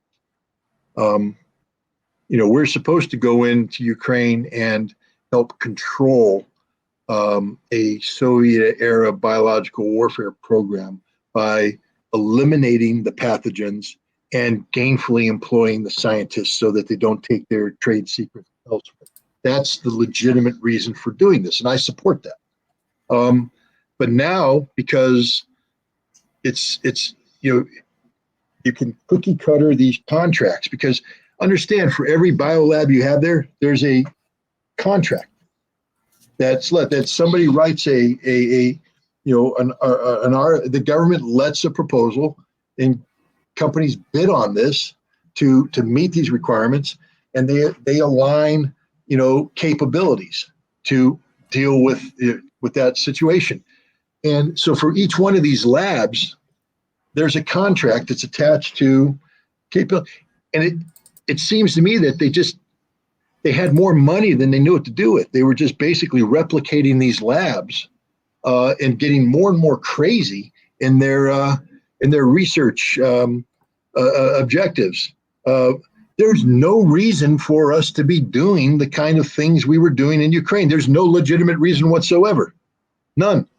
And now we get into conspiracy theory land and things like that. The Russians are talking about American companies doing biological experiments on Ukrainian prisoners. This is Tuskegee Airmen kind of stuff. Yeah, we did that. And I thought as a nation, we recognized how evil that was, how wrong that was. But we're doing it on Ukrainian prisoners. We, the United States of America, using U.S. taxpayer dollars, are going to Ukraine, using these labs to carry out biological research that involves using live human beings as guinea pigs for biological warfare research. The Russians have published the documents. It's not made up. I'll tell you why conspiracy theories people gravitate to conspiracy theories. Part of the blame on that is because the establishment will not allow any dialogue whatsoever against their narrative. Yeah. So how much credibility does a narrative have when you know that no one is allowed to question it at all? It has no credibility. And because of that, that opens the door for conspiracies and stuff to come in. And sometimes conspiracies are right on. I have a 20-second commercial I'm going to play that I think you'll appreciate from our sponsor over at Lockheed Martin. Your sponsor. Proud producer and proprietor, patriotic projectile party poppers. Got some uppity brown people making trouble for your empire? Replace them with a charred freighter and a cloud of white smoke. So remember, if your next geostrategic boondoggle's going awry, don't call us, we'll call you. Sorry, that's our Lockheed Martin sponsor. It went well with part of what you were saying. I have some big pharma ones too, but I don't know if I should push the envelope anymore. Got some uppity brown people causing problem for your empire. Again, we laugh at it, but it's just so true, so true. The American people, again, shame on us for allowing what's happening in Yemen to go on ignored. And shame on us for what's about to happen to Africa and parts of Asia, the famine that's going to hit again. We thought that maybe we were done with that. I thought we had already seen enough starving stick kids, but apparently we're going to see more, and we don't care. I don't know what's going on with our country where we have lost the ability to have empathy and sympathy for fellow human beings. Maybe after 9/11, even before 9/11, during Iraq. My God, to have Madeleine Albright say that 500,000 dead children is a price we're willing to pay. We didn't pay anything, Madeleine. The Iraqi people paid that price. But to have Americans sit there and go, yeah, okay, no, it's not okay. It's literally not okay. And yet we're letting hundreds of thousands starve to death in Yemen. We're going to let millions starve to death in the future in Africa because they're the wrong skin color. That's literally it. I think it's because they're poor. They'll starve. We'll see. We'll see what happens when there's Ukrainian stick kids, because it's coming. Well, there has been Ukrainian stick kids in the past. Right? But we didn't have. I'll say, look, this is the barometer that I use. The era of the rules-based international order. The perfect world, the shining city on the hill that we built. Say again. Rules for thee, not for me. Oh, yeah, well, we don't want to talk about that. It's a rules-based international order that's brought peace and stability. And, well, it's actually they admitted it allows America to retain its position at the head of the world, which means exactly what you said: rules for you guys to follow, but not us. It is it's a racist policy because unfortunately, the way the economics in the world worked after World War II, we rallied around the Europeans. We Marshall Plan, rebuild Europe, etc. We didn't want to see white stick kids. We couldn't accept that. And yet we allowed horrible things to happen in the underdeveloped world, which is primarily people who don't have white skin. And then we went to war in Vietnam and butchered, as you said, 2 million of them because they didn't have white skin.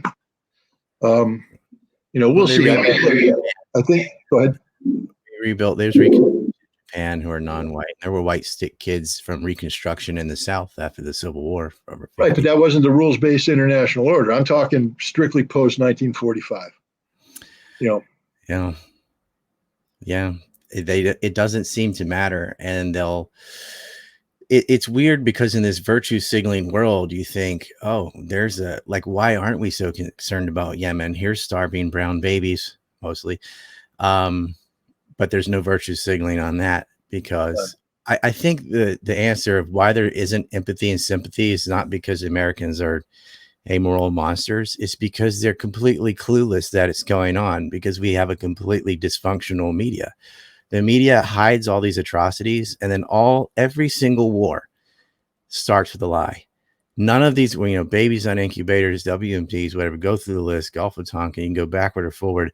Every single military conflict starts with a lie, and every single one of these lies is pushed by the mainstream media without any dissent. Well, I agree with that statement 100%, but I'm not cutting. I'm sorry. I'm not going to cut the American citizen that kind of slack. And you want to know why? Because we got a brain. We got a brain. We're different. I mean, we're humans. All humans are the same. But in the United States, we have the ability to access any information we want if we want to. We're lazy. We allow ourselves to be held prisoner by mainstream media because it's the path of least resistance. It's the easiest thing for us to do. We come home from work, we turn on the TV, and there it is, spoon fed to us. It's intellectual sloth that's happening, which means that it's not just that we're lazy, but it means that we lack a moral compass. Because somebody who had a moral compass would recognize the insufficiency of the mainstream media and gravitate towards gaining access to real data to empower them with knowledge and information so that they could take appropriate action. We opt out by taking the path of least resistance. That makes us bad people. That makes us really bad people. That's why we have this trying to change these things. I don't know if people know that they don't know. Like something's got to be the catalyst to go, you're in the dark watching this mass media if you think all this stuff is true. Because I see people who are otherwise, I wouldn't call them idiots. And they have they went to school, they have a job and doing whatever. So they're not morons. And yet they believe every single thing said about Putin, Ukraine, and the last conflict and last, it's the next new thing. Get this, get that. Because they're not, I think you would agree with Mike Rivero that propaganda is not designed to fool thinking people into thinking something false. It's designed to get non-thinking people an excuse not to think at all. Yeah, I agree. But unfortunately, in the United States, it seems to me that the majority of the people are non-thinking people. I mean, we know that there's thinking people. I mean, you can't go to, it's a problem speaking to forums like the Ron Paul Institute, because you want to be critical of non-thinking people, but you're in a room full of thinking people. The fact that they're there means that they've made a decision to think, that they've decided to take action, that they reject the sitting on their sofa, turning on the TV. They've made an important step to have a broader thing. So you're preaching to the choir. Mm-hmm. Now, sometimes that's not bad. I mean, the choir does need to be preached to every once in a while, or the choir stops being the choir. They dissipate. But, how do you get this message to the mainstream American public? That's one of the greatest challenges out there. I got yelled at today, not yelled at, hard to get yelled at on the internet, all caps or something. But I did a show last night, a Russian show. A gentleman named Solovyov. He's like the biggest name in Russian TV, the most popular Russian person. And there's a lot of people that hate on him. He's ultra nationalist. He's Putin's a guy and all this kind of stuff. And people are like, why would you go on that show? Why would you do that show? Well, I'll tell you why. Because I could do a obscure Russian blogger with an audience of 1,000. Or I can go on Solovyov's show and have millions of people exposed to the message. And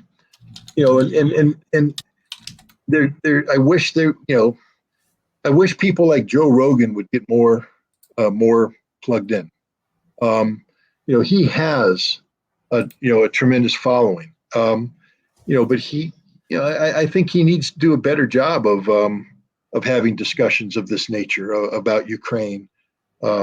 About biolabs, etc. Maybe he's done maybe he knows his marketing better than we do. Probably does. He's very successful, but maybe he understands the limitations of what he can do. But there's very few people that have the kind of reach of a Joe Rogan. Tucker Carlson has a good reach. But even then, you get on Tucker and you speak the truth, and you're immediately attacked from a million different directions. So it's hard. It's very hard to get the truth out there, and that makes it even harder for people who want access to the truth to get it. And unfortunately, then they fall victim to, because there's I think you're a very very well-meaning person, or else I wouldn't be talking with you. I think you're trying to do the right thing. You are doing the right thing. But darn well there's people out there who aren't doing the right thing, who are playing up controversy, exploiting misinformation to generate an audience, to generate, clicks and all that kind of stuff. And I think a lot of times the people that are searching for an alternative to the mainstream get caught up in that stuff. And then they go down that rabbit hole and you lose them. I think it's a psychological thing more than an intelligence thing, because you can get people who are otherwise professionals, like they have some academic prowess, they know how to do something, but psychologically it's the what will the neighbors think attitude. Like, well, I don't want to disagree with the herd, and so they don't think of any alternative. That's not the group, and they get suckered into this group thing. Dumb and smart people both get suckered into this. Yeah. What we're talking about, like with the Ron Paul Institute and like Grant Smith's thing, is people with agency. People with agency, which is very rare, do need to be intelligent, but they also say, look, it doesn't matter what TV says or what the lemming effect doesn't affect them, right? There's something in the psychology that's awry that gets people to become authoritarians and in groupthink, and I don't think it's uniquely American. I hope not. I wish it was, because that would be better. But I think everybody can fall prey to this. It's a human condition. It's not an American condition. Yeah. Well, I wish we had a cure for that, because if more people had agency, this show wouldn't be necessary. I'm constantly saying things that I think are common sense, but they're not, because the guy on TV didn't say it. And we talk about Tucker. He's good for TV, like relative to other 3-letter network people. There's many things that he's not going to touch and can't. So he wanted to bomb Iran and all that, he's said some pretty silly things in the past as well, but he's one of the best we have. And he will have on people like Tulsi Gabbard or Glenn Greenwald, get people from the left, people from the right, like Douglas McGregor, but they get like 4 minutes to talk about a super complicated issue. So the whole format doesn't work. We used to have William F. Buckley and Thomas Sowell's Liberty Pen 1-hour discussions on just one little economic topic or something. That's gone. It's it's eroded to the point where the movie Idiocracy, we're almost at ouch my balls, because you get 4 minutes of, all right, explain this, and you get to talk for 30 seconds, and then I talk, and that isn't a way to convey news. And unfortunately, you're not allowed. 99% of us have already been banned from YouTube and all that, and Twitter and Facebook and all that. There are alternatives. So there's my cheap plug: Rumble, Odysee, VK, Telegram, Substack. That's the new pillar. Just like MySpace collapsed and gave way to Facebook, you're seeing Facebook become VK, and you're seeing Twitter, unless Elon turns it around, that's becoming Telegram. Guys, watch these shows and support creators, producers, content makers on Odysee, Rumble, VK, Telegram. Scott Ritter has a Telegram you can join as well, which I believe, did you form that before or after getting kicked off Twitter twice? After I formed it after getting kicked off Twitter the first time, and then it's my exclusive. I'm getting better at it. I'm figuring out how to make it work. It's a different platform than Twitter in terms of its just the way it operates. I'm not going to say master, that's the wrong term, but I had become very comfortable with Twitter. I'd become pretty good at putting out the 288 character, point. Pardon? Gab is like Twitter, and it's got a little bit, I think it's 300 characters. It's a little bit dear, I could go crazy. Scott Ritter, join Gab. I'll follow you. Everybody here will follow you right now. You can go nuts on there. And the thing is, I'll look at that. Yeah. People can take your Gab posts and tweet them themselves, or they can grab your Gab post and stick it on Telegram. So it integrates like that. You should definitely be on there. I would 100% follow you. I'll have to talk to my daughter. She's the one who sets me up on all these things. So I will loan you a nerd to help upgrade all your computer stuff. I appreciate it. Your takes are great, and but there are some, we need to upgrade your computer skill. So I will give you a guy. If you go to the dictionary under Luddite, you'll see my photograph. So pretty good for Marine. No. Hey, it's it's an age gap too. You didn't grow up with them. No, I didn't. Right.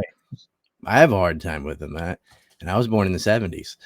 So I kind of did grow up with like Commodore 64 and stuff like that. But yeah, I'm not very good at it either. I've taken 2 hours of your time. I could talk to you all day. Love to have you on. I don't think this war is going away anytime soon, and definitely not the economic fallout. So we'll get your 2 cents again sometime. And maybe I'll see you at the next Ron Paul conference then. I look forward to it. Thank you very much for having me on. It was a great pleasure. Thank you.